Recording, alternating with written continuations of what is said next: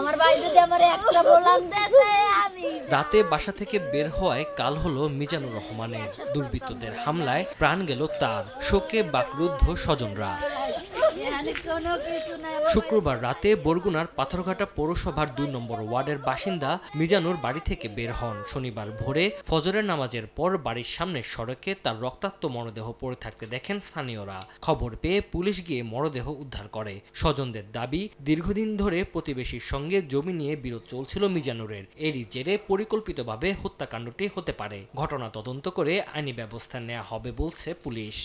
নিজে আগুন দিয়েছে, এই খলিল সাংবাদিকের কথায়, এই ফিরোজের কথায়, এই আপনার ওই সাহেবের কথায়, এই খলিল সাংবাদিকের ঘরে মালামালও আটক করছে। চট্টগ্রামের রাউজানে রাঙ্গুনিয়া উপজেলা যুবদলের সিনিয়র যুগ্ম আহ্বায়ক মাকসুদুল হক চৌধুরী মাসুদকে গুলি করে হত্যা করেছে দুর্বৃত্তরা। স্থানীয়দের ধারণা, বালু ব্যবসা নিয়ে দীর্ঘদিনের বিরোধ অথবা আসন্ন স্থানীয় নির্বাচনে সম্ভাব্য চেয়ারম্যান প্রার্থী হওয়ার জেরে এই হত্যাকাণ্ড। এদিকে ঘটনার প্রতিবাদে দলীয় নেতাকর্মীরা ইছাখালী এলাকায় টায়ার জ্বালিয়ে কাপ্তাই সড়ক অবরোধ করে বিক্ষোভ করেছেন। অপহরণের ৯ দিন পর চুয়াডাঙ্গায় খাল থেকে মিলল যুবকের অর্ধগলিত মরদেহ। গত ৫ জুন সকালে চুয়াডাঙ্গার আলমডাঙ্গার চিলাভালকি গ্রামের বাসা থেকে ব্যাটারি চালিত ভ্যান নিয়ে বের হন রাফিম। এরপর থেকে নিখোঁজ ছিলেন তিনি। পরে মোবাইল ফোনে কল দিয়ে পরিবারের কাছে ১২ লাখ টাকা মুক্তিপণ দিতে বলেন অপহরণকারীরা।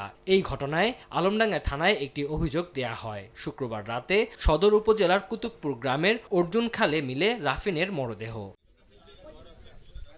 গোপালগঞ্জে নিখোঁজের ২ দিন পর পুকুর থেকে যুবকের মরদেহ উদ্ধার করা হয়েছে। স্বজনদের দাবি, গত ১১ জুন রাতে সদরের ঘোষেরচর পশ্চিমপাড়া গ্রামের বাড়ি থেকে বের হন শাহিন শেখ।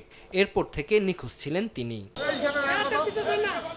এদিকে নীলফামারীর সৈয়দপুরে আফাজ উদ্দিনকে আগুনে পুড়িয়ে হত্যাকারীদের দ্রুত বিচারের দাবিতে মানববন্ধন করেছেন স্বজন ও এলাকাবাসী। গত ৩ জুন দুই পরিবারের কলহের জেরে কাচারীপাড়ার আফাজ উদ্দিনের বাড়িতে আগুন ও এসিড মারে প্রতিপক্ষরা। গুরুতর দগ্ধ হয়ে চিকিৎসাধীন অবস্থায় মারা যান তিনি।